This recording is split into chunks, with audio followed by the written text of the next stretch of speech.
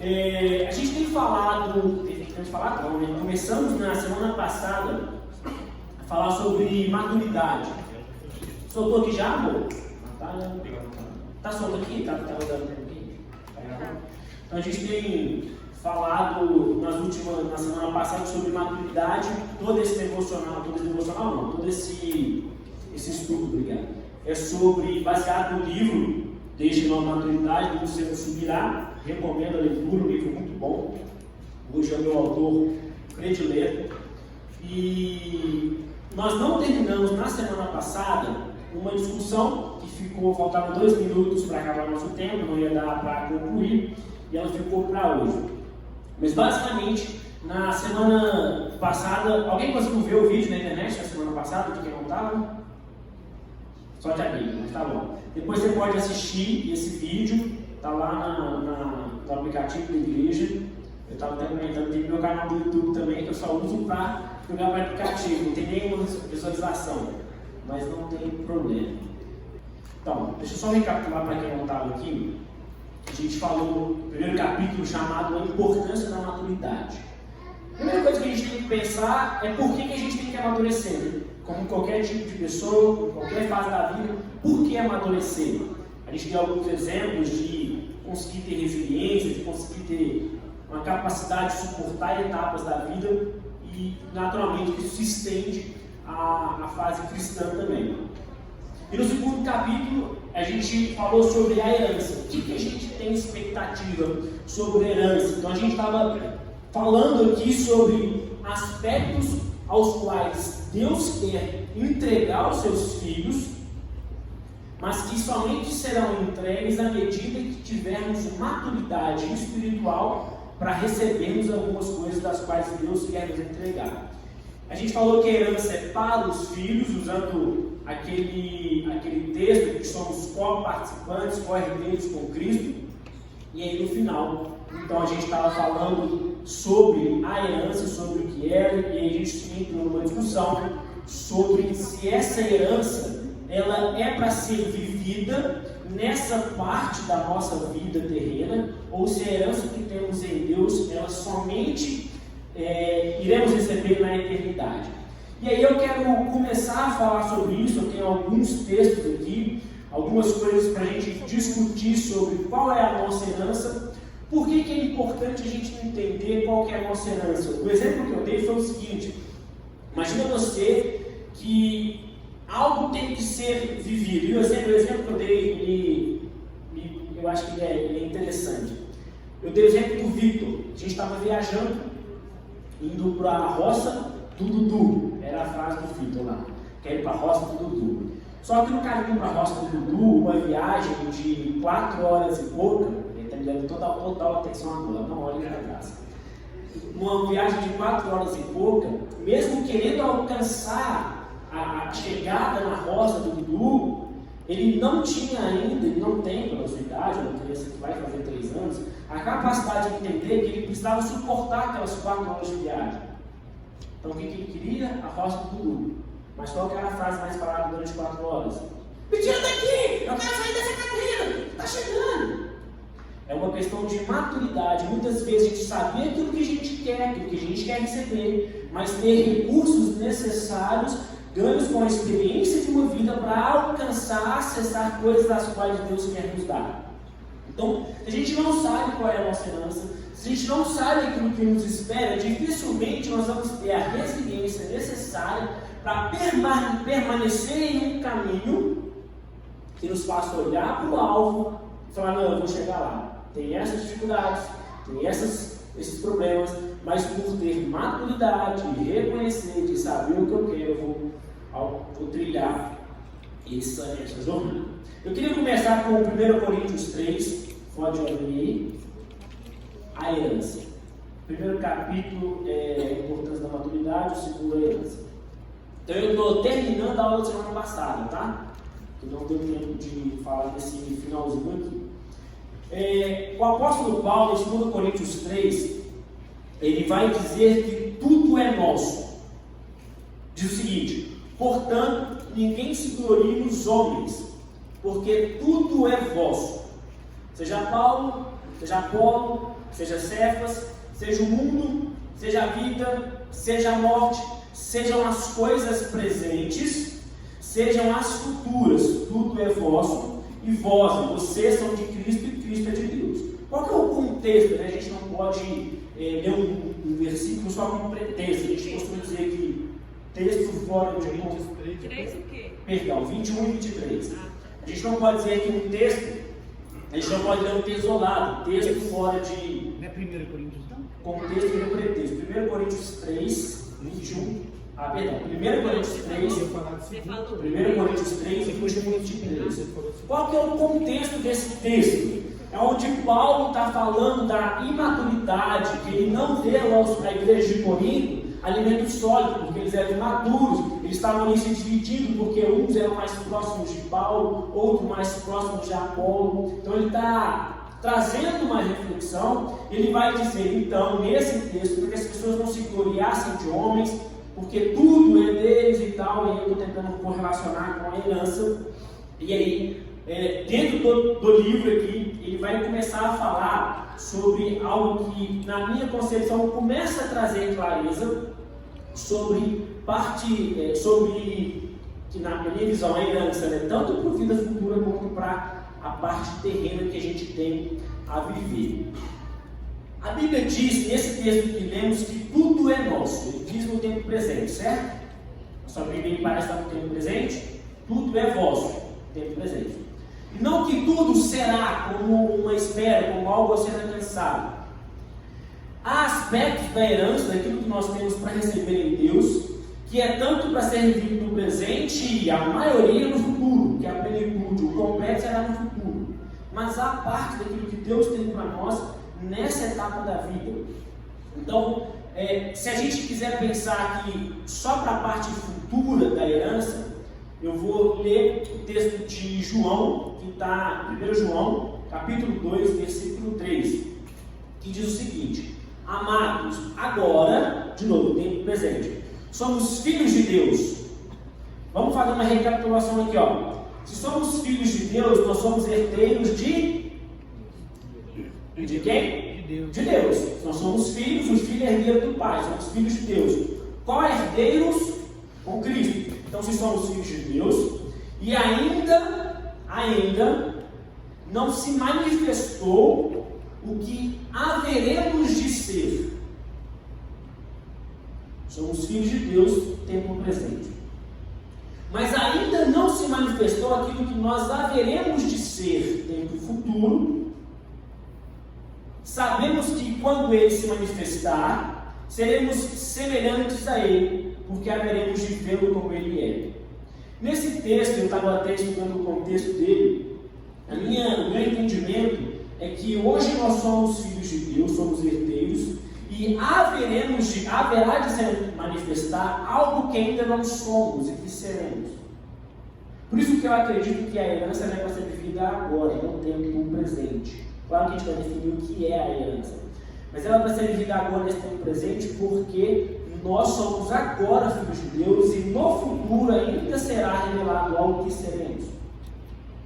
Então, quando é que nós somos filhos? Hoje, agora. E parece que haverá uma espécie de atualização desse status, uma mudança de condição de filho para algo mais. Isso aí já estou falando agora de eternidade. Portanto, se nós somos filhos agora e não sabemos o que seremos depois, para mim não faz sentido insistir no conceito de que a herança não tem para ser vivida nesse momento. E o direito dos filhos é para depois. E não faz sentido não ter o direito dos filhos quando nós não seremos mais filhos. Está claro? Está dando para entender? Está tranquilo? Ok. Eu queria pegar um texto muito conhecido, eu bati nessa tecla semana passada, de que maturidade é quando você tem algo, um conhecimento, e você utiliza esse conhecimento para que isso te promova, te provoque, te forneça algo. E é engraçado porque imagino que a história que eu vou contar aqui agora todo mundo conhece. Mas eu não sei se você já ouviu uma pregação nesse aspecto, eu já preguei isso nos jovens, se você pensou nesse sentido. Quem conhece a história do filho pródigo? Conhece ao ponto de conseguir, não vai precisar não, mas conhece ao ponto de conseguir me contar essa história? Quem conhece? Não vai precisar contar não, tá? Vou já levanta conta, não é pegadinha não. Mas conhece ao ponto de conseguir contar essa história para mim? Quem conhece ao ponto? Levanta só para eu ver. Quem conhece essa história? Beleza. Qual que é a história do filho pródigo? Para quem não sabe. 2 irmãos, o pródigo e o próximo. O pródigo, o filho mais novo, ele chega para o pai e fala: pai, é o seguinte, o senhor tem muitos bens, eu tenho uma parte que é meu direito de herança, eu quero pegar essa parte, eu quero curtir a vida, eu quero viver o que o mundo tem, eu estou aqui nessa fazenda nossa, a vida é muito boa, mas eu quero ver o que o mundo tem. O pai parte a herança, dá para o filho, resumidamente ele vai para o mundo e gasta tudo. Gasta tudo, e não era pouca coisa, ao ponto de ter que se submeter ao trabalho, não que o trabalho seja ruim, mas é um trabalho para cuidar de porcos, e a Bíblia fala que ele desejava comer a comida dos porcos para se saciar. No momento ele cai em si e olha para a sua condição e fala: não faz sentido, os servos do meu pai hoje vivem uma condição melhor do que a minha. Vou voltar para a casa do pai e vou pedir para que ele me aceite não mais como filho, mas como seu servo. Ele retorna, e a história diz que o pai faz o quê? O recebe, coloca o anel que dá sentido à filiação, e faz o quê? Uma grande festa. Essa é a história que a gente conhece, certo? Acabou a história? Não. Tem uma parte que a gente pouco percebe, que a gente pouco trabalha, que para mim, depois que eu comecei a pensar nesse sentido, começa a fazer mais sentido, muito sentido, mas precisa fazer sentido da gente perceber que o filho próximo, que é aquele filho que não saiu da casa do pai, muitas vezes somos nós como cristãos, e que muitas vezes demonstramos uma insatisfação com toda uma vida que a gente leva de renúncia, com erros, com acertos, com falhas, obviamente, mas estamos ali dentro da casa do pai e tentando viver uma vida, e algumas vezes eu já pensei isso na época que eu tinha loja de bateria: por que eu tenho uma empresa, eu pago todos os impostos, faço tudo correto, eu não consigo prosperar tal como outros empresários aí que eu sei que vende bateria com subterfúgio, etc. Isso me incomodava. E é muito parecido com o filho próximo desse pensamento. Mas a frase que me chama a atenção entre o pai, o dono de todas as coisas, e ao seu herdeiro, o próximo, que nunca o deixou, que nunca saiu de casa, foi a seguinte: o filho próximo reclamou com o pai: pai, eu estou aqui, estou trabalhando, te servindo, nunca agi da forma como meu irmão agiu, virou as costas para você, pegou seus bens, gastou com meretrizes, gastou com uma série de coisas, mas eu estou sempre aqui, nunca arredei pé trabalhando. O Senhor nunca me deu um cordeiro, uma ovelhinha, um cabrito que seja para eu me alegrar com os meus amigos. Qual é a resposta do pai?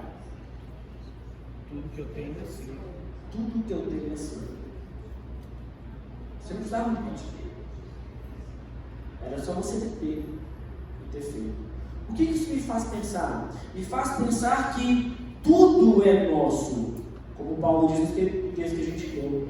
Tudo é nosso. O que nos falta às vezes é uma maturidade de perceber que nós somos filhos, e não somente servos, nem somos servos de Deus, mas somos filhos, que essa herança já está à nossa disposição para que a gente acesse. Mas muitas vezes a gente não acessa as bênçãos, as coisas que Deus tem para nos dar, porque nós não temos maturidade.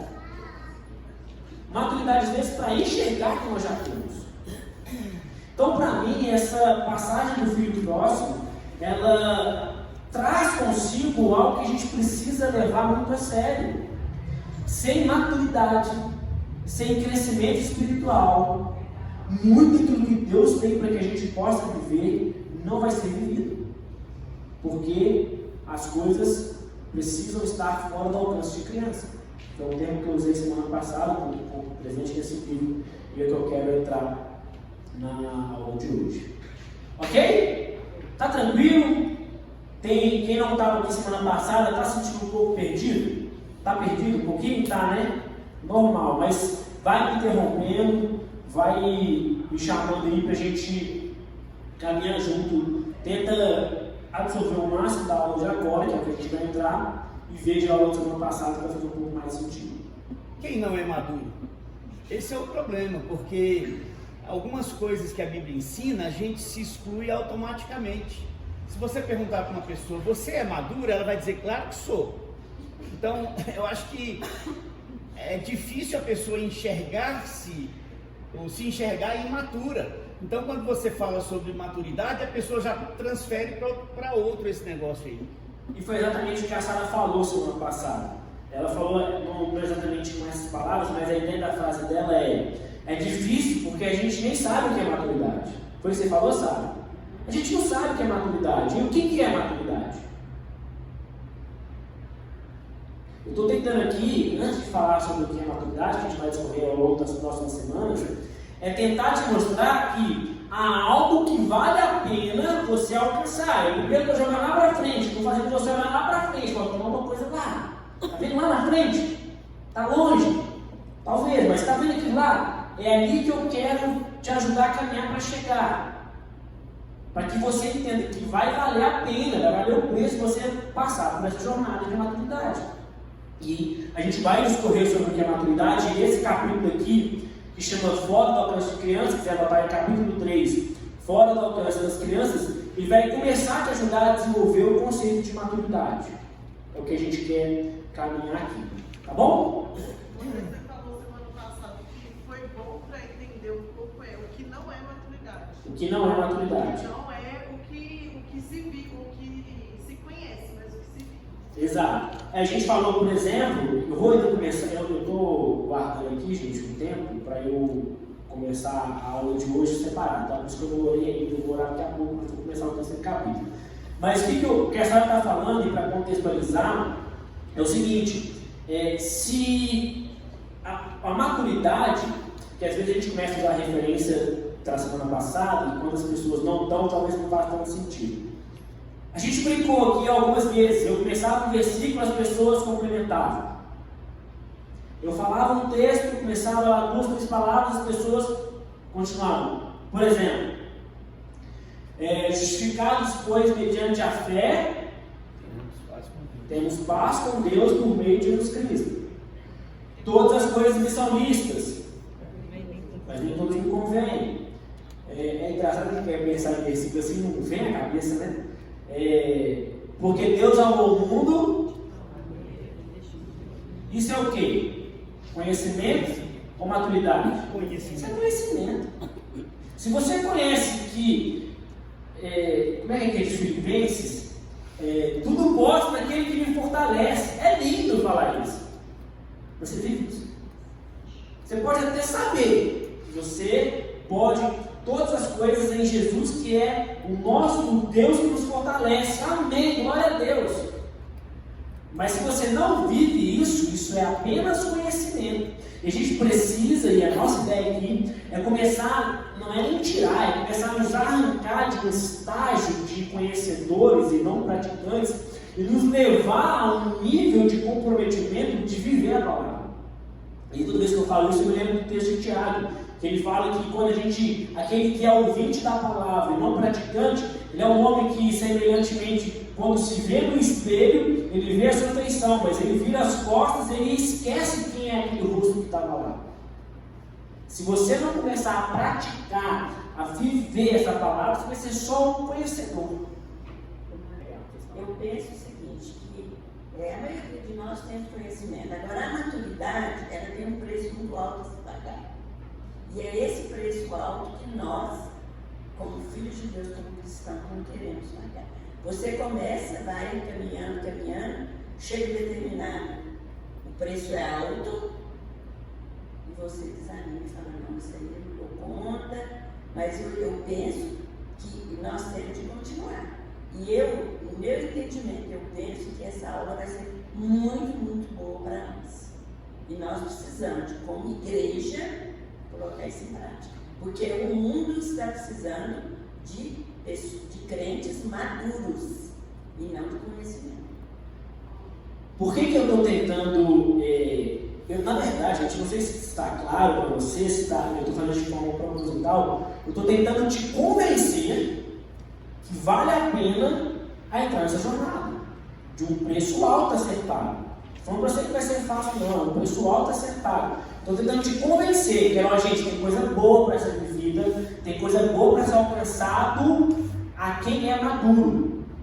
Então, eu quero te convencer a entrar nesse caminho para que, como igreja, a gente avance e evolua.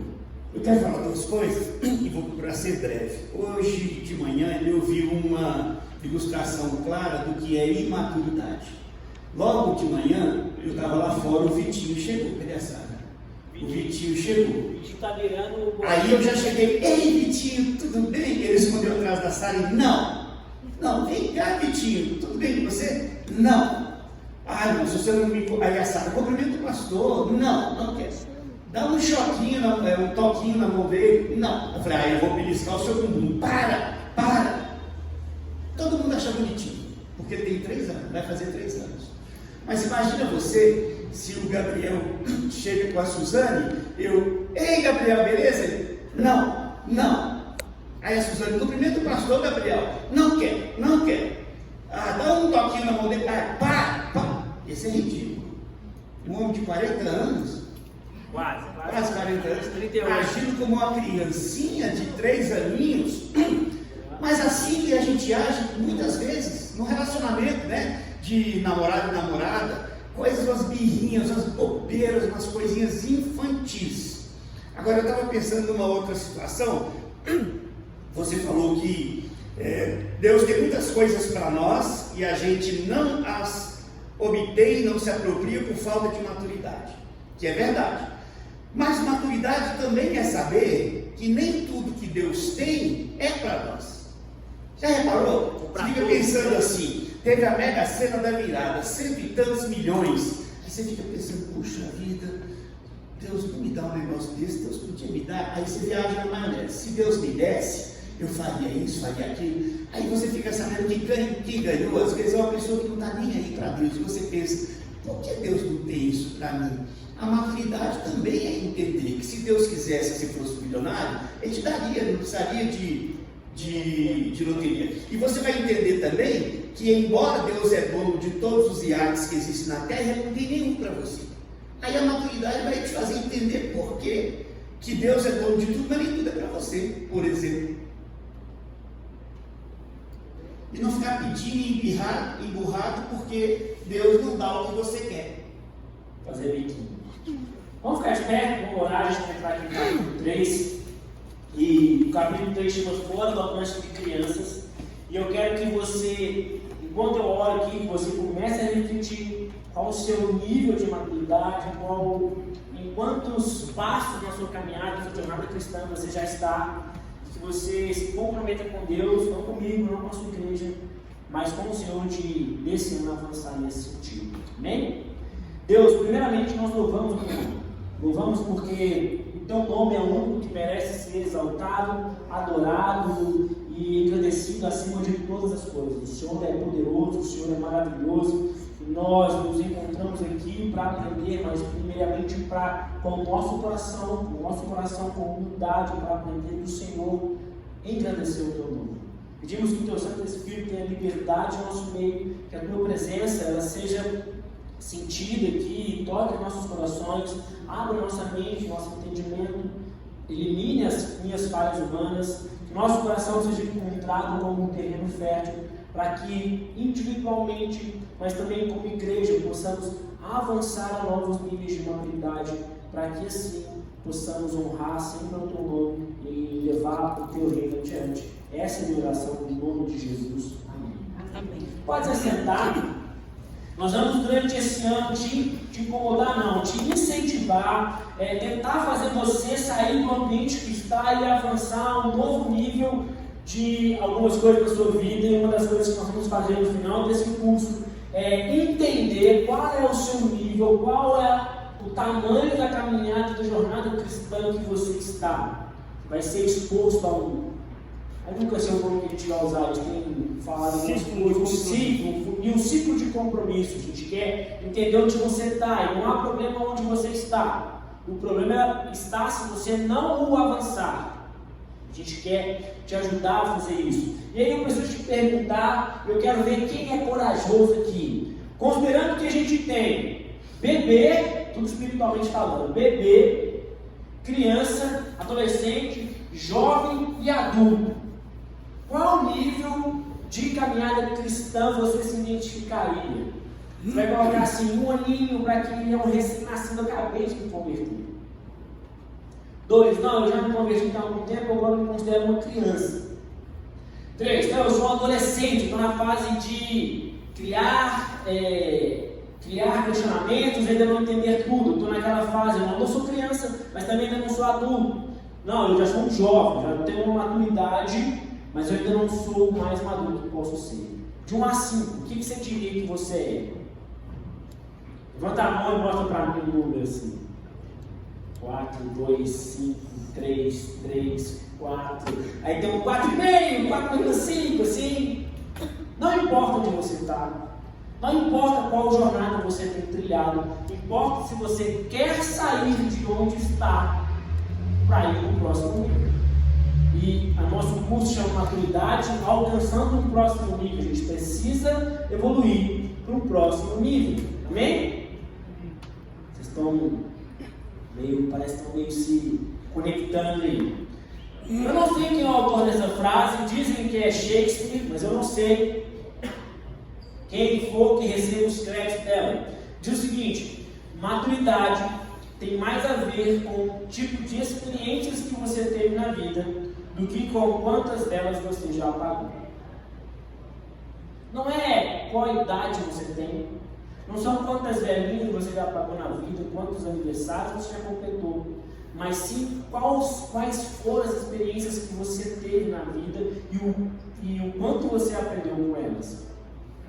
Há um livro que está na minha lista de leitura desse ano, talvez é o livro que tem o melhor título que eu já vi, não li o livro. E esse livro, ele é exata inspiração do nosso autor para o capítulo que estamos aqui, que diz, o nome do título é Fora do Alcance de Crianças. Quais são as coisas que a gente deixa fora do alcance de criança? Vaca, você deixa ao alcance de criança? Vidro, remédio, qualquer objeto de perfume importante, qualquer coisa que pode ser usado para o bem, mas que mal administrado por alguém que não tem maturidade, pode ser danoso. Semana passada eu fiz uma pegadinha, falei com quem não estava. Um remédio, ele é bom ou ruim? Depende. Bom e ruim. Depende, ele é bom e ruim.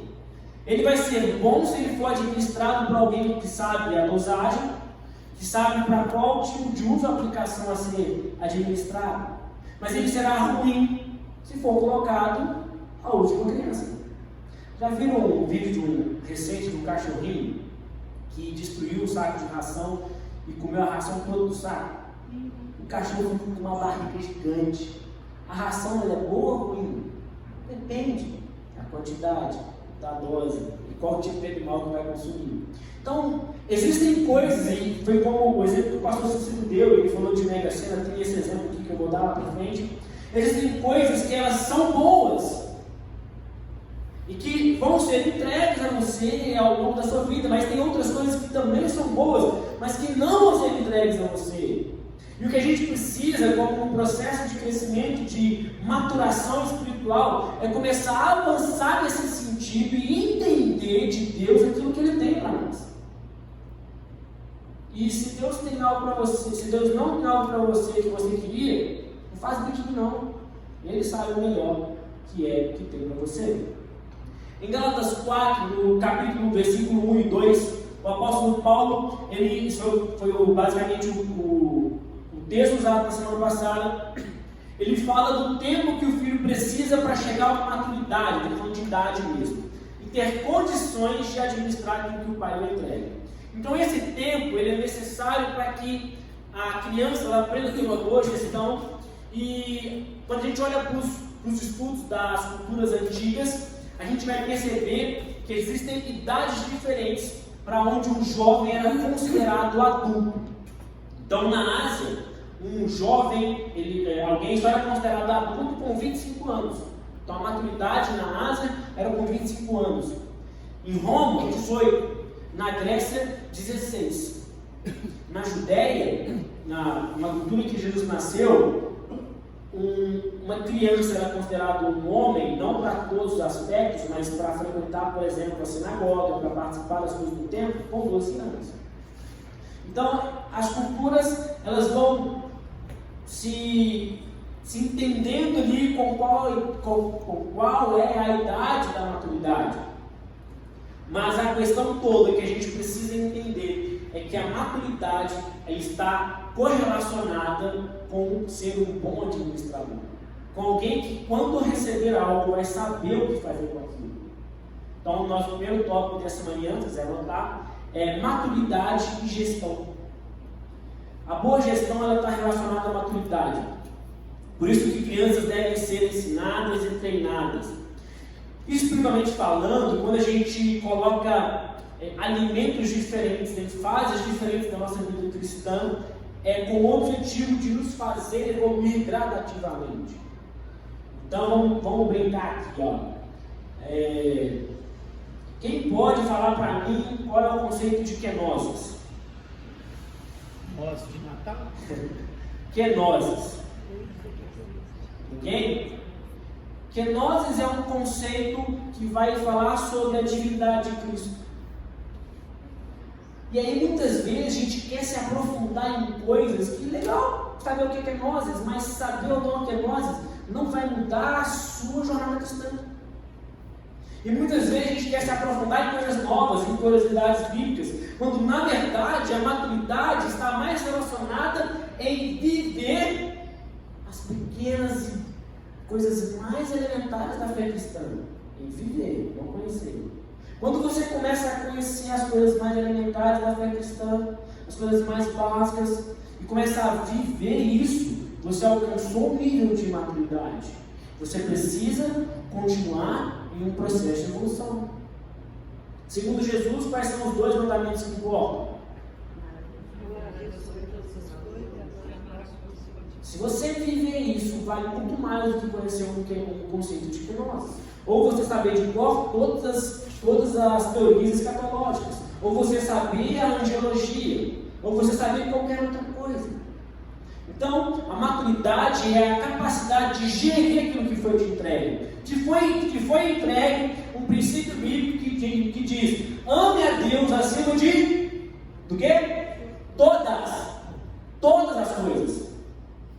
E ao próximo, ao mesmo nível que você se ama. Se você não tem amado a Deus acima de todas as coisas, você não está preparado para alcançar o próximo nível. Isso é maturidade. É praticar um pouco que você sabe.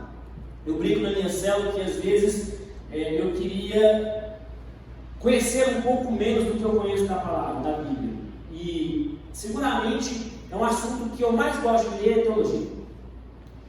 Eu já estou no meu 3º livro esse ano de teologia. É o que eu mais gosto de ler. Mas se eu não praticar tudo que eu tenho aprendido, não tem valor, eu só conhecimento. Mas estou falando demais. Quero só dar mais uma ilustração. Tem a ver com o que você está falando. Alguns anos atrás, eu estava reiniciando a nossa célula. E a turma já estava comigo há muito tempo. A pessoa está até aqui, não sei se ela vai lembrar. Aí quando eu comecei novamente com coisas mais básicas. Aí essa pessoa falou assim: mas não vamos estudar coisas mais profundas, não. Eu falei: profundo é aquilo que você pratica na segunda-feira. As pessoas querem coisas difíceis da Bíblia e associam o conhecimento de coisas difíceis com maturidade. Então, o difícil na Bíblia é o que você não praticou ainda. Você pode querer saber o que são as coisas intelectualmente que exigem mais do seu intelecto para você entender, para você guardar. Mas profundo na Bíblia é o que você já pratica. É que a gente vive buscando o extraordinário, esquece de viver o ordinário. Exato, a gente quer buscar coisas grandes, grandiosas, extraordinárias, mas Vamos fazer o simples. Vamos lembrar que amar o próximo como a ti mesmo não é algo fácil de se fazer, não. Mas foi algo ordenado, mandado. A parábola do filho pródigo nos aponta 2 exemplos. O filho pródigo é aquele que quis acesso à herança antes da hora, não soube administrar e aquilo foi prejudicial à sua vida. O filho próximo nunca teve maturidade, mesmo estando dentro da igreja, nunca fosse da casa do pai, para entender que a herança já estava disponível, mas ele sempre viveu como servo, não como filho. Se nós já somos filhos, precisamos começar a almejar uma vida de maturidade para que a herança seja usufruída por nós. Existem estudos que vão falar sobre o fracasso financeiro de ganhadores de loteria. Vamos brincar aqui. Quem queria ganhar na Mega da Virada? 500 milhões. Mente não, gente. Levanta a mão. Eu queria também. 500 milhões. Quem aqui acha que nunca mais ia quebrar com 500 milhões? Pouca gente. Uma vez eu brinquei numa mesa de almoço lá em casa. Falei, não, beleza. Vamos falar de 500 milhões. 500 milhões, se você quebrar, você tem que ser... Fala de 100. Não, vou nem falar. Vou falar de 10 milhões. Com 10 milhões na conta, você quebrar? Se não administrar direito, quebra. Multiplicado. Acaba. Primeira coisa que as pessoas fazem, 10 milhões, o que ela faz? Compra casa, compra carro, compra A, compra B, compra C, vai comprando. Beleza, tem um monte de coisa. Mas qual que é o custo mensal daquele monte de coisa? Não está entrando dinheiro. Então a gente precisa ter em mente que a falta de maturidade faz a gente gastar as coisas que a gente não sabe administrar. O exemplo que o pastor Cícero falou é: não queira que Deus te dê coisas. Quer dizer, se Deus não te der determinada coisa, não fica de biquinho, porque provavelmente você não está pronto para receber. Então, e é comum algumas pessoas dizerem que é por isso que a loteria é um problema espiritual, o dinheiro sujo. Não tem a ver com dinheiro sujo, não. Tem a ver, nesse caso aqui, por falta de maturidade, de gestão financeira. E a verdade é que o fracasso das pessoas que ganham na loteria está muito mais relacionado à sua inabilidade de gerir esse tamanho de recurso e não com aspectos espirituais. Também tem outro estudo que correlaciona os que faliram ganham na loteria e os filhos herdeiros que quebraram as empresas que seus pais construíram. Por quê? Porque o filho herdeiro ele recebe uma empresa contabilmente organizada, administrada, fluxo de caixa, cartela de clientes, tudo funcionando. E aí ele recebe aquela empresa toda funcionando e ele acha que ser empreendedor, ser empresário é só sentar na cadeira do pai. Não, você tem que saber gerir, você tem que saber tocar o negócio. E tem muito mais a ver, no caso dos herdeiros de uma empresa, com a sua imaturidade de querer ouvir os mais velhos. Eu gosto muito da época medieval, da época de reis, etc. É muito comum a gente ter ali os conselheiros, né? E tem uma parte, não sei se vocês vão lembrar da história, em que Davi, ele é colocado para correr por Absalão, e por uma estratégia de Davi, ele deixa alguém da sua confiança dentro do palácio para lançar conselhos ruins ao filho de Absalão. Lembra disso? Lembra dessa parte da história? E aí a gente não tem hoje capacidade de ouvir conselhos. A gente acha que sabe tudo. Eu vou mudar os termos aqui. A gente não está querendo ouvir que a gente é imaturo. Então, se a gente fizer aqui na igreja um questionário, ou uma entrevista, ou um processo qualquer para descobrir, para delimitar qual é o seu nível de jornada e dizer que você é imaturo, como é que você vai ficar? Vai ficar de braço cruzado, de biquinho? Não sei, tem uns aqui que a gente tem medo de falar, porque vai ficar de biquinho. Nós somos imaturos. Em alguma área nós precisamos alcançar esse nível de maturidade. Então a gente precisa começar a enxergar que Deus tem coisas para te entregar, sim ou não? Você está pronto para receber todas? Óbvio que não. Não queira receber de Deus algo que você ainda não está pronto para gerir. Número 2. Crescimento exige tempo, mas não depende só dele. Não é capítulo não, tá? No mesmo capítulo. Crescimento exige tempo, mas não depende só dele. Gente, se quiser falar, se quiser interromper, perguntar, opinar, levanta a mão aí, tá bom? No âmbito espiritual, o crescimento ele é exatamente como no mundo natural. Depende de circunstâncias diferentes, mas ele depende de tempo. Sem tempo não há crescimento. Existem outras coisas dentro do tempo? Existem. Mas sem tempo não tem crescimento.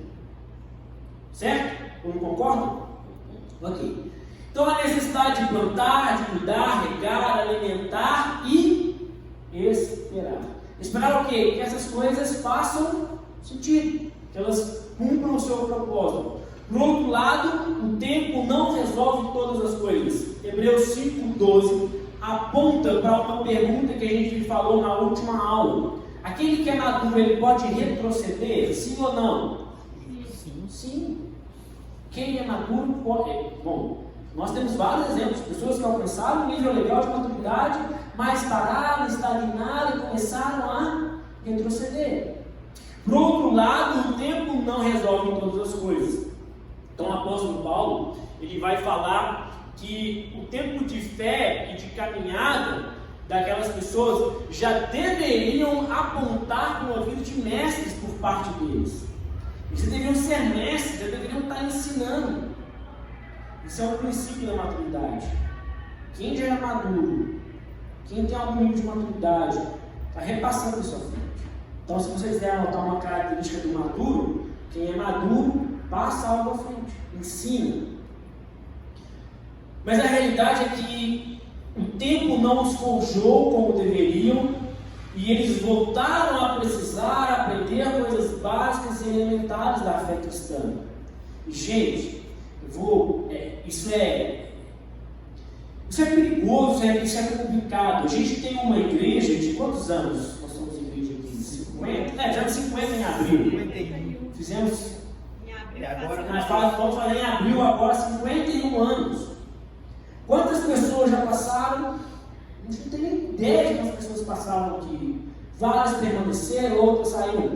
Mas o aspecto é que a gente precisa começar a enxergar que depende de nós, individualmente, para que haja uma igreja madura coletivamente. Esse ciclo do compromisso que a gente vai fazer aqui na igreja, vocês vão ver logo o que é começar a arrancar você do seu estágio e falar, não, meu, vamos crescer. Você precisa crescer, você precisa evoluir, você precisa aumentar o seu nível de compromisso com Deus em primeiro lugar, melhorar o seu nível de compromisso de relacionamento dentro da sua família, dentro da sua igreja.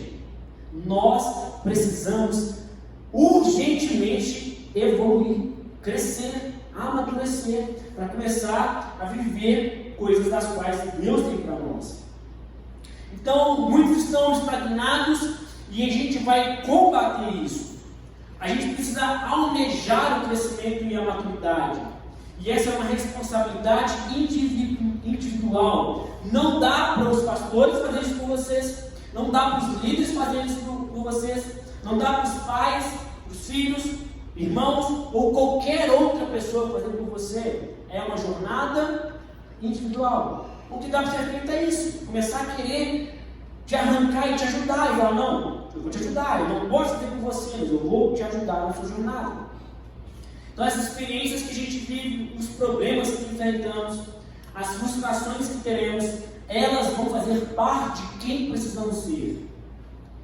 2022 seguramente foi um dos anos mais complexos da minha vida. Mas foi o ano que eu menos fui derrotado nas minhas batalhas. Teve um ano mais complexo na minha vida? Teve. Mas eu parecia um lutador inexperiente com um lutador de MMA. Era pancada para tudo que é lá que não aprendia. 2022 foi um ano de muita luta, como foi o ano de todo mundo. Mas o que se destaca nesse 2022 é que, pela graça de Deus, das várias batalhas que eu enfrentei, eu consegui vencer a maioria. Essa é a minha reflexão no final do meu ano. Isso te traz crescimento, te traz maturidade. Não fuja das lutas, não fuja dos problemas, não fujam das provações. Que a provação é o quê? O que a provação vai provocar em nós? Experiência, perseverança. E a perseverança ela nos traz esperança. Lutas são boas, batalhas são boas. Diga. Você falou exatamente o que eu estava pensando aqui, Dan, que uma das razões por que a gente não amadurece em determinadas áreas é porque quando a coisa começa a ficar difícil, a gente foge. E a gente vê isso na igreja. A pessoa está trabalhando no ministério e eu já tenho dito, tem um casal querendo trabalhar com o Ministério de Casais. E eu estou com uma conversa marcada que eu vou dizer, olha, você se prepare, porque o Ministério de Casais gera muito problema, gera muita insatisfação e muita crítica. Você tem costa larga para aguentar? Se tem, pode começar. Se não tem, não mexa com isso ainda. E às vezes você está envolvido numa área de serviço na igreja, quando começa a surgir os problemas, que é para você amadurecer, experimentar, se tornar paciente, perseverante e experiente, o que a gente faz? Ah, não, estou fora, isso aqui é muito complicado, isso aqui não dá para mim. Então, um dos problemas da imaturidade, isso se vê num relacionamento afetivo. O namoro começa a ter as arestas, o que o pessoal faz? Termina. Dá menos trabalho tratar, isso no casamento também, dá menos trabalho pular fora do que tratar, lidar, ajustar, acomodar. Quem está junto há muitos anos sabe que só está porque perseverou, aparou, engoliu o sapo, aguentou, foi incompreendido e etc, etc. Então, a falta de perseverança faz com que a gente não amadureça. Isso mostra como é que os nossos relacionamentos são maduros. Falando em relacionamento, em Salmo 127, 3 ao 5, não precisa abrir não, se quiser anotar, é aquele salmo que vai falar sobre como é designado do Senhor uma grande bênção a uma família que tem vários filhos. Hoje, quando a gente fala de filhos, a maioria de nós pensa, não, filho é muito bom, né? Mas ele dura muito. Mas pensa nos custos de um filho. Filho é caro, certo? Filho é caro. Mas por que a Bíblia fala que a quantidade dos filhos é como bênção de Deus? Esquece a parte espiritual, pensa na parte prática. Vamos voltar lá no passado, lá na época de Jesus. Aljava, estava tentando lembrar o tempo. Todo mundo sabe que é uma aljava? Aljava é uma ferramenta onde eu guardo flechas. Então a Bíblia fala que os filhos são como flechas. E nós temos a aljava. Feliz é o homem que tem a sua aljava cheia de flechas, de filhos. E aí tem dois princípios prioritários ou principais, porque os filhos são uma bênção de Deus. Não tem nada a ver com espiritualidade não, tá? Quais são os dois princípios que vocês acham que naquela época os filhos, a grande quantidade de filhos era considerado bênção? Não fala não, porque você deve saber. Mão de obra. Um deles é a mão de obra. Mão de obra. Eu tenho uma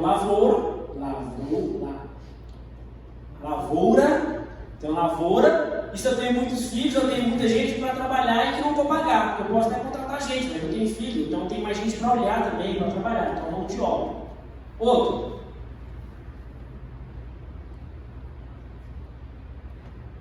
Você sabe? Vou falar. Né? Proteção. Eu ia falar proteção e provisão. Proteção. Vamos pensar aqui, ó.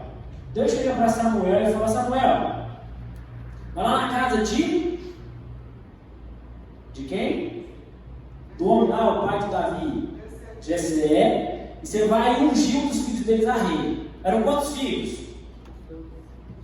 Eu perguntei que eu não lembro, acho que eram 9, não? Eu não lembro. Acho que eram 9, mas tudo bem, 9, não tem problema não. E ele chega na casa de Jessé e tem vários filhos lá, e ele começa a falar, esse aqui não é tal. E Deus fala, não, tem um aqui, você está olhando um aspecto que eu não estou olhando. E o que Davi estava fazendo? Jogando videogame? Não. Presta atenção. Davi estava trabalhando, certo?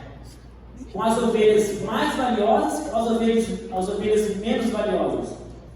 As menos valiosas. Porque ele diz que ele estava atrás das ovelhas malhadas. Davi é o menos improvável, eu não vou entrar nesse método, mas eu quero chamar a sua atenção que Jessé tinha uma grande mão de obra para trabalho. O que eu estou querendo dizer com isso? Que antigamente ter vários filhos era sinal de bênção, pois seria uma mão de obra, tarefas, proteção, fazeres, negócios.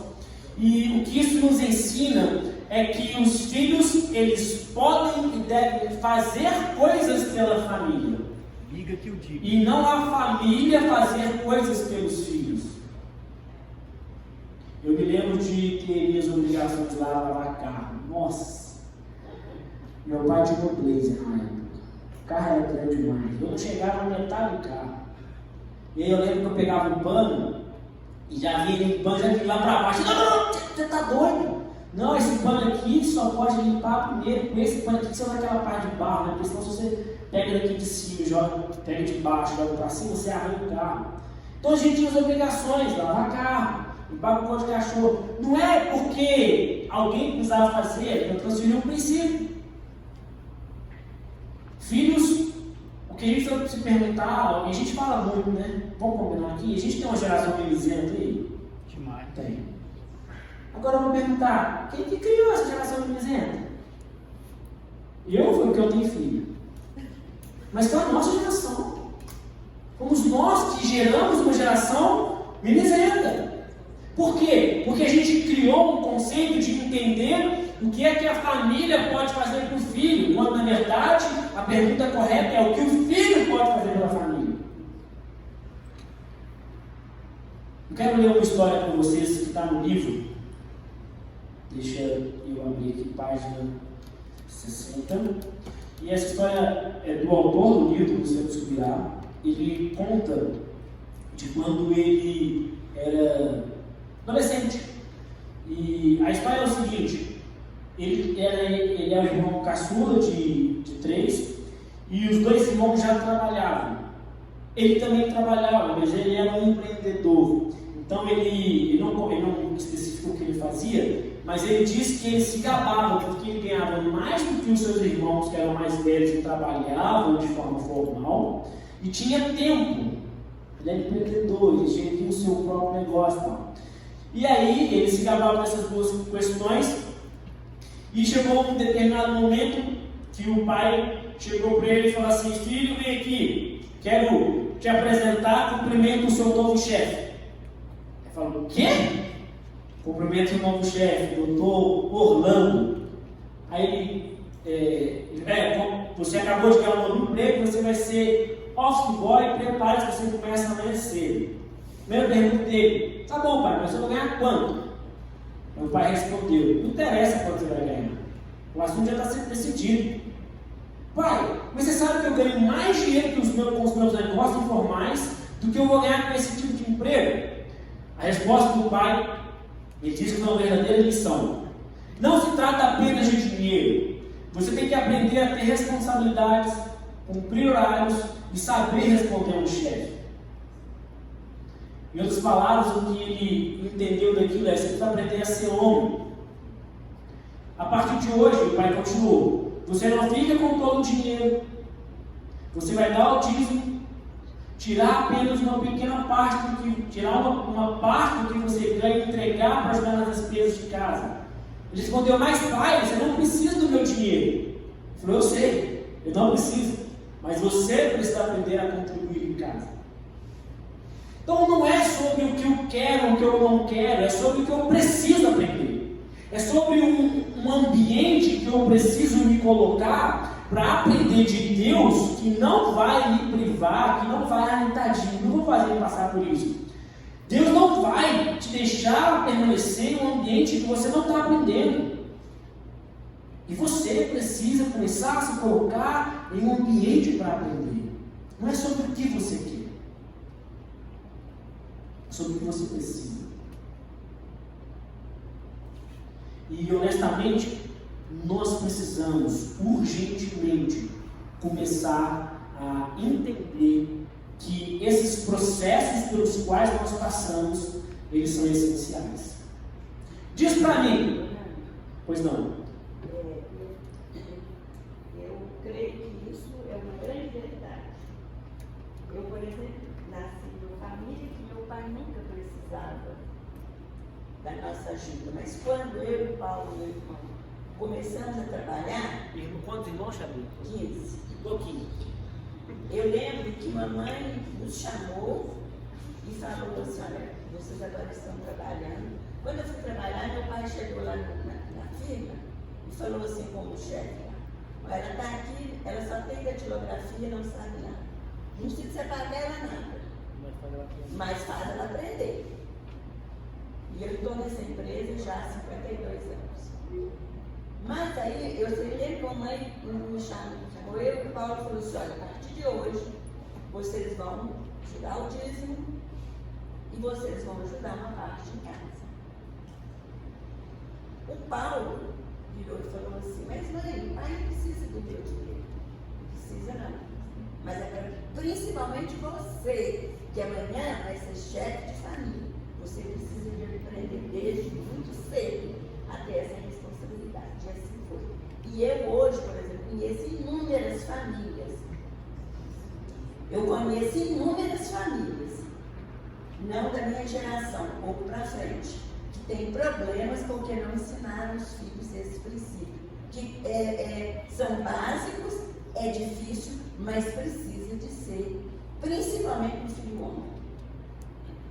Vou fazer uma pergunta. Você tem alguma dificuldade de dar dízimo? Não, nunca tive, graças a Deus. Por quê? Aprendeu desde cedo. Diga. Eu estava pensando aqui, uma das razões também porque a gente não amadurece é porque a gente não passa por etapas. A gente quer pular etapas. E assim como nós estamos planejando esse ciclo de compromisso para as pessoas avançarem, né, consolidarem, crescer, etc., eu acho que Deus tem um ciclo de compromisso na nossa vida também. E a gente passa as etapas quando aprende. E como é que a gente aprende? Pelas provações. A provação é um teste para você ser promovido com a etapa mais difícil da vida. E com a etapa mais difícil vem provações maiores e maiores. Já aconselhei pessoas lá no gabinete em que eu falava assim, quanto mais rápido você aprender, menos tempo você vai ficar nesse problema aí. Aprenda logo, obedece, etc. As coisas que tem que fazer para você pular essa etapa. E às vezes o que acontece na nossa vida é que a gente está numa situação, a gente não aceita, não quer mudar, não quer passar e fica anos naquela situação, às vezes décadas. E às vezes morre naquilo ali, não consegue evoluir porque não aprende as lições que Deus quer que a gente aprenda. E aí a gente entra aqui no próximo capítulo, que é exatamente isso.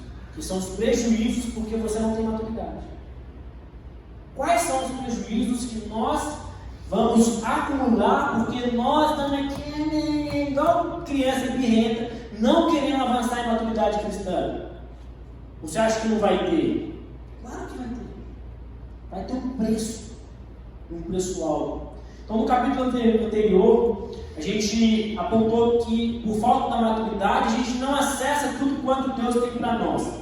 Nesse capítulo a gente vai aprofundar e olhar por todos os ângulos, os desdobramentos. A gente vai olhar para uma perspectiva cristã, do relacionamento com Deus, bem como uma perspectiva ministerial, sobre o serviço cristão no reino. Eu vou até 10h30, tá, gente? Não devo passar isso não. No meu negócio aqui eu tenho um pouco mais assunto que isso.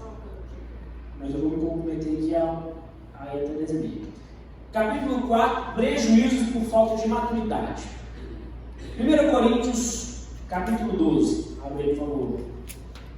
Quando você abre, tanto individualmente quanto coletivamente, você foi chamado para cooperar em algo no reino. Amém? Amém. Deus precisa de você? Não. Não.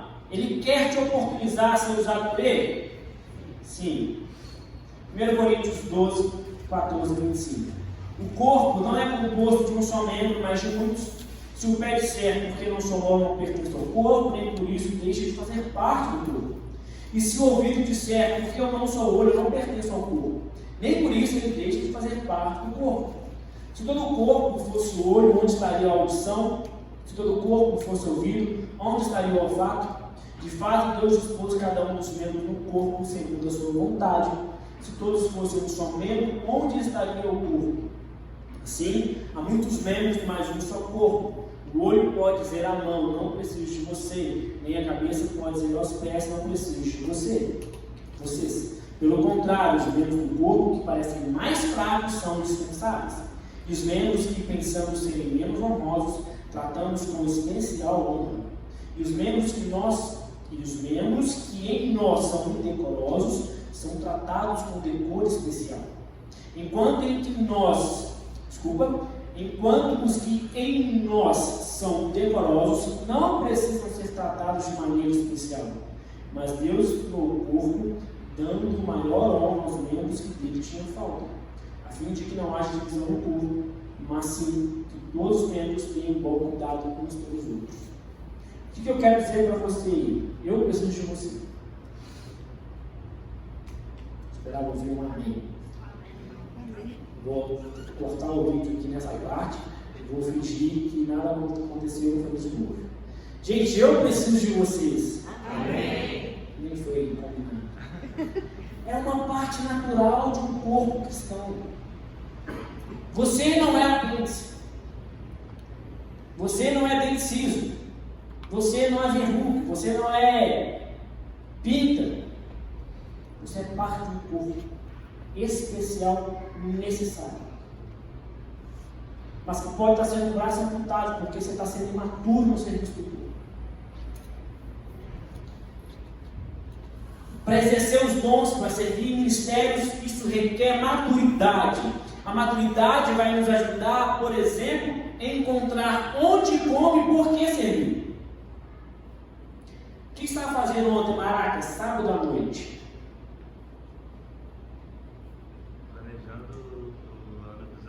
Planejando o ano dos adolescentes. O que você poderia estar fazendo ontem, sábado à noite? Saindo. Você poderia estar como eu, deitado em uma maca, recebendo uma massagem, sendo brutalmente interrompido por alguém que estava planejando o ano dos adolescentes.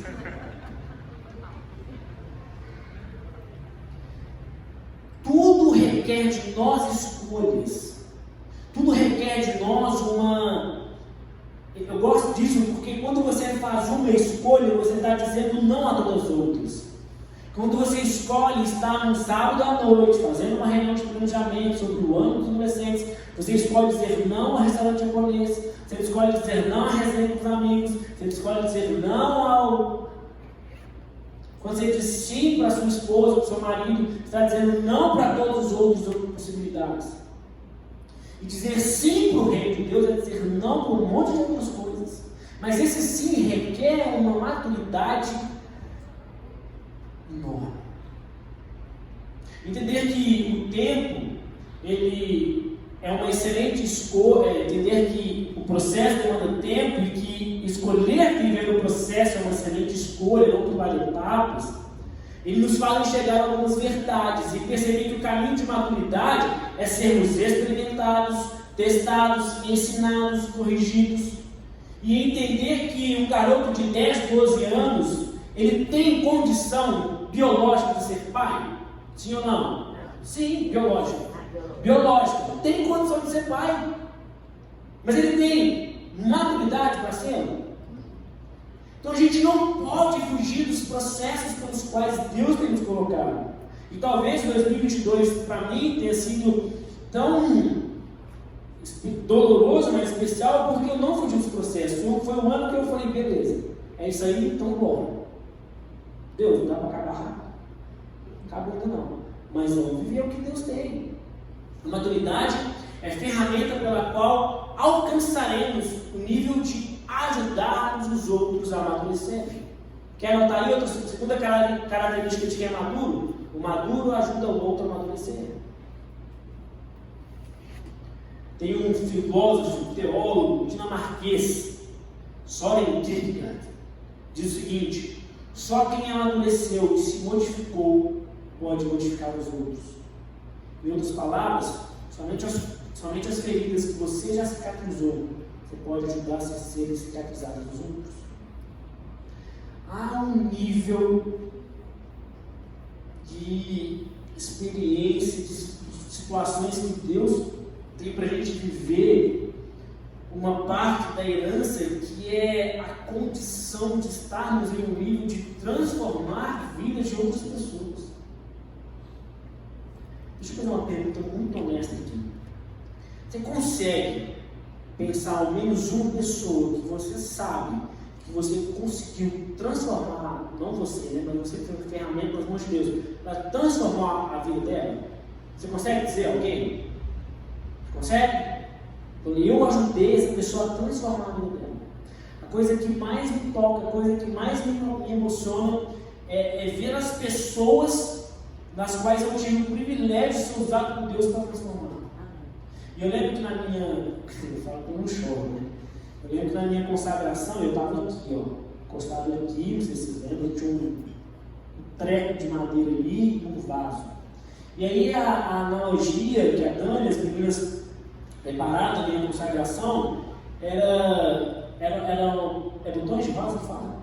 Eram botões de rosa de pessoas que abençoaram a minha vida. Pessoas que investiram na minha vida. E aí falou dos meus pais, dos meus irmãos, aí falou dos meus professores aqui, tia Bíblia levantou um botão de rosa, tia Creuza. Eu fiquei até depois que estava aqui o Zé Pereira e o Claudinho, eles foram pessoas importantes também, mas eles não receberam, mas no meu coração não tem essa importância. E foram pessoas que investiram na minha vida, pessoas que abençoaram a minha jornada desde pequenininho. E teve uma hora que foi falar das pessoas que eu tinha ajudado de alguma forma. Ele levantou uma leva da época dos adolescentes, levantou uma galera que eu falei: Jesus, gente, quando você experimenta um nível de ajudar alguém, de transformar, isso vicia. Você quer ver isso mais. Porque você olha e fala: cara, como é bom poder viver essa bênção de ajudar pessoas.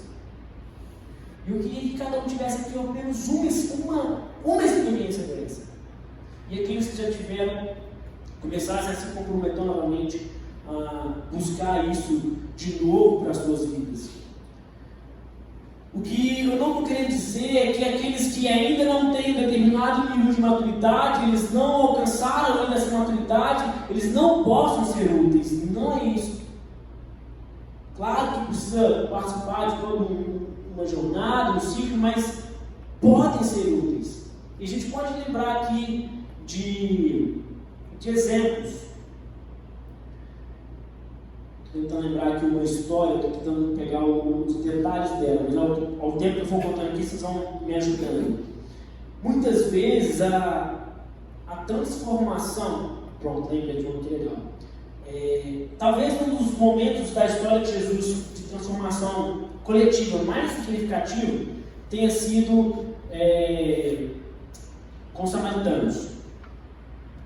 Vamos lembrar da história? Jesus chega no poço e ele encontra com a mulher samaritana e lá tem aquele diálogo com ela, e ela, a partir do diálogo, percebe que Jesus era o Cristo, certo? Todo mundo sabe até aqui? Ok. Quem é que transforma a cidade? Jesus. Ok?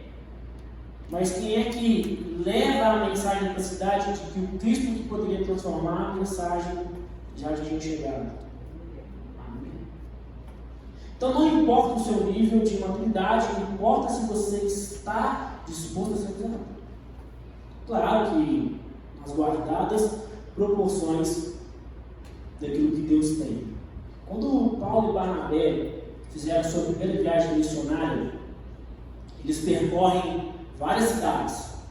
E é engraçado, eu percebi isso. Olha como é que é interessante. Eu já li a Bíblia toda algumas vezes. Quando eu falo algumas, é bastante algumas. Mas eu nunca tinha percebido isso. Na primeira viagem missionária de Paulo, a impressão que tem é que ele está aceleradaço. Ele está assim, velho, eu preciso sair pregando, desembolar. Aí vai na cidade, pregou, tal, juntou um grupinho ali, racha fora, vai para outra cidade, prega. Ele vai fazendo isso de forma como se Jesus tivesse falado com ele: não, você tem um dia para pregar o Evangelho. Nas outras viagens missionárias, ele já vai com mais calma. Em cidade como Éfeso, porque ele passa 2 anos. O que na primeira viagem é inconcebível. Isso vale um estudo muito legal depois. Nunca tinha parado para pensar nisso. Como é que é a maturidade, né? E aí, quando Paulo e Barnabé ele chega nessas cidades, ele começa a pregar, deixa aquele grupo lá, não estabelece liderança e vai embora para uma outra. O que isso te aponta? O que aponta para você? Ele viaja, prega, não estabelece liderança e vai para uma outra cidade. Consegue pensar em alguma coisa? Alguém? Olha só.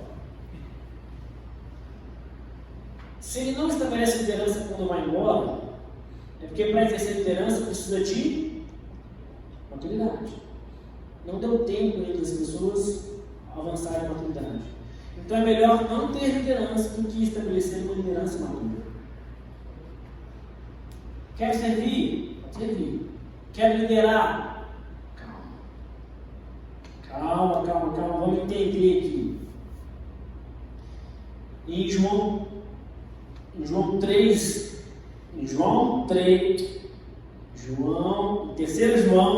capítulo 1, a Bíblia mostra que tinha um líder que ninguém podia brilhar, somente ele. Basicamente, João queria até essa igreja para pregar e contar os relatos com Cristo, mas esse líder não dava espaço para ninguém, só ele podia falar. Para que a gente tenha um bom serviço do reino, um avanço maduro na jornada cristã, nós precisamos caminhar, avançar e almejar liderança, ministérios, tudo quanto Deus tem para te dar. Amém? Não diz amém não, gente, se não quiser. Se você quiser, eu disse o seguinte: para a gente avançar uma jornada cristã madura, a gente precisa caminhar, avançar, almejar liderança, ministérios e tudo quanto Deus tem para te dar. Se você quer, você diz amém. Se não quer, não diz não. Porque essa jornada não é fácil. Quer ver um exemplo?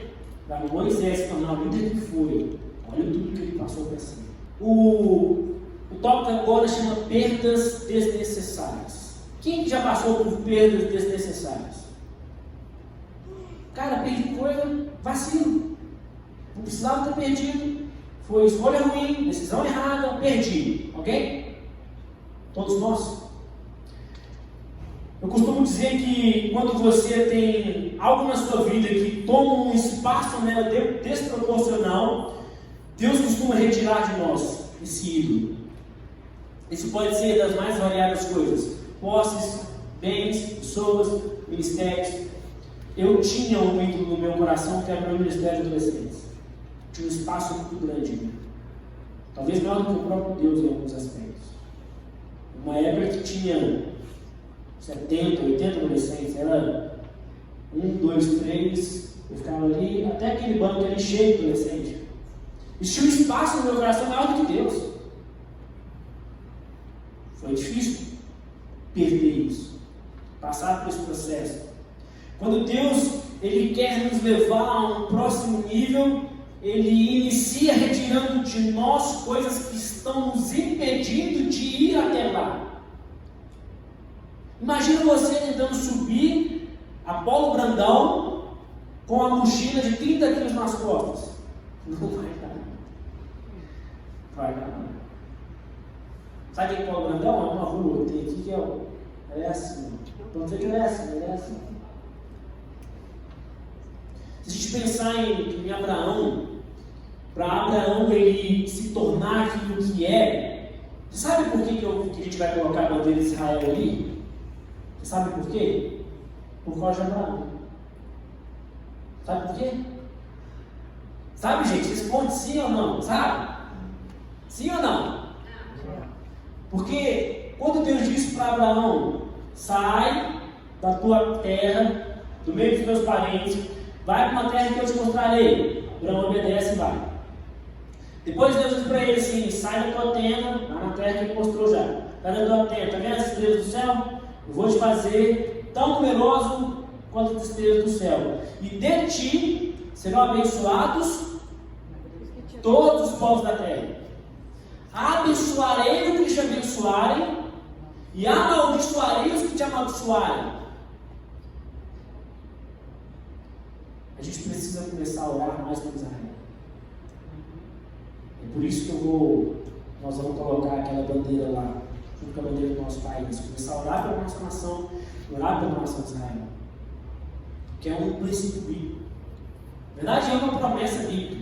Abençoarei os que te abençoarem. Então, toda vez que você entrar aqui, você vai lembrar, você vai olhar para Israel, você vai orar: Deus, não sei como, não sei porquê, não sei nem o que dizer, mas eu declaro bênção sobre a nação de Israel. Eu declaro que aquele povo possa sair dessa vida espiritual cristão e possa enxergar que o Jesus que veio, eles sabem, eles reconhecem Jesus, mas eles não o reconhecem como Messias. Eles saiam dessa vida espiritual e reconheçam Jesus como seu Salvador. E todas as coisas que têm escatológicas para serem vividas pelo povo de Israel. Então, existem algumas perdas que elas são desnecessárias. Na nossa jornada, nós não precisamos passar por algumas coisas, mas que acontecem por imaturidade e perceber que isso já era para ser vencido.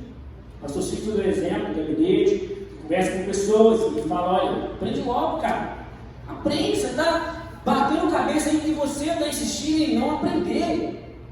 Perdas desnecessárias. No livro, que é a base de tudo isso que a gente tem falado, há um relato do próprio autor, um relato de 6 páginas do livro, onde ele comenta sobre um acidente que mudou a vida dele. Nas palavras dele, por imaturidade, após anos do acidente, ele reconhece que aquele acidente não precisava ter acontecido para que o ministério que hoje ele desenvolve seja estabelecido. Resumidamente, ele era um jovem pregador itinerante. O que faz um jovem pregador itinerante? Que vai pregar nas igrejas.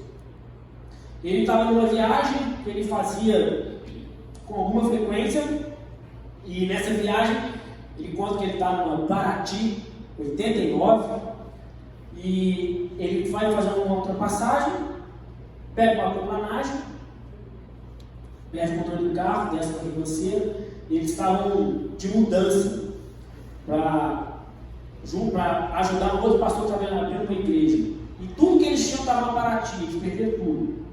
Quem estava na viagem com ele não aconteceu nada, ele teve traumatismo craniano, vários pontos na cabeça, ao longo do corpo, várias feridas, etc. E ele ficou por vários meses culpando a Deus. Até que em determinado momento da vida dele, ele percebeu que aquele acidente era um sinal de Deus para calma, desacelera. Não é que Deus colocou o cara para passar o acidente para desacelerar, não. Mas ele entendeu o princípio, ele entendeu que aquele problema que aconteceu na vida dele, Deus usou para isso, para tratar o coração dele.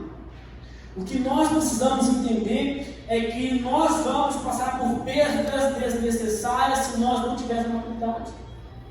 Para entender que algumas coisas a gente não precisa passar. Isso é muito individual.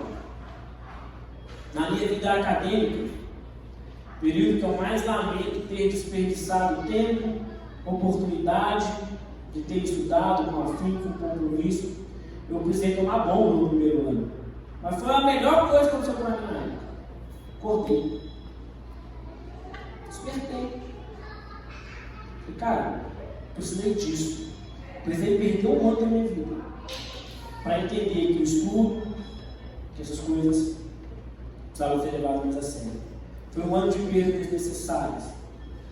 Em Atos 27, aquela viagem de Paulo a Creta, ele fala do navio: gente, não vamos, olha o tempo, não vai dar bom. As pessoas insistem, viajam, o navio sofre aquele acidente, perdas desnecessárias. Várias nossas perdas, elas poderiam ter sido evitadas se nós apenas dessemos ouvidos aos alertas.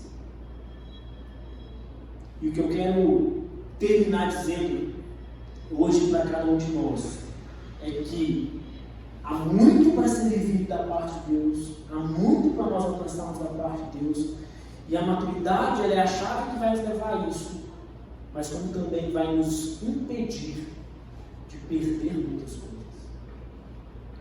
E não há um compromisso a ser feito comigo, com o pastor Cícero, com a igreja, mas um compromisso a ser feito com o Senhor.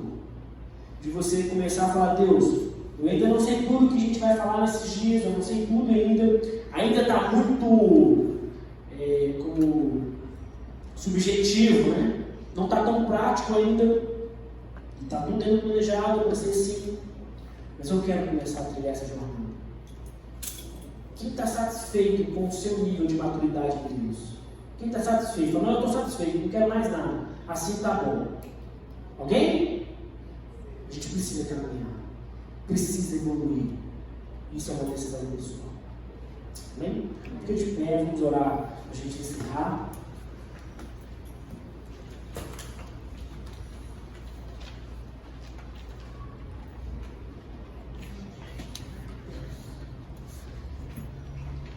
Pai, nós queremos mais uma vez te agradecer, porque nós temos a oportunidade de falar claramente, discutir claramente sobre aspectos que vão nos levar a um próximo nível, levar a um próximo patamar.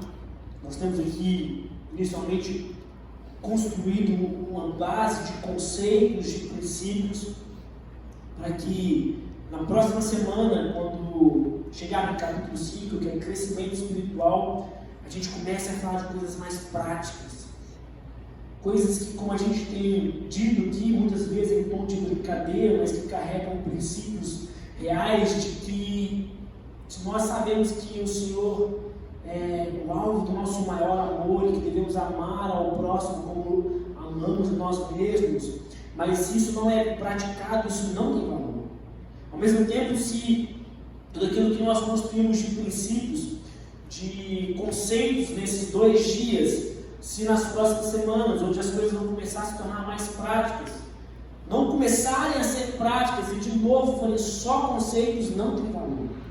Mas que haja em nós um coração com uma decisão irreversível de começar uma nova jornada, de alcançar um próximo nível, de estabelecermos dentro desse ciclo de compromisso, para irmos por mais, para irmos além de níveis que nunca antes fomos levados, com o objetivo único, final, de honrarmos o teu nome, levarmos o teu reino adiante. Essa é a nossa oração de gratidão, Senhor, por esse dia. Amém. Obrigado, querido. Deus abençoe. Até hoje à noite, culto às 19.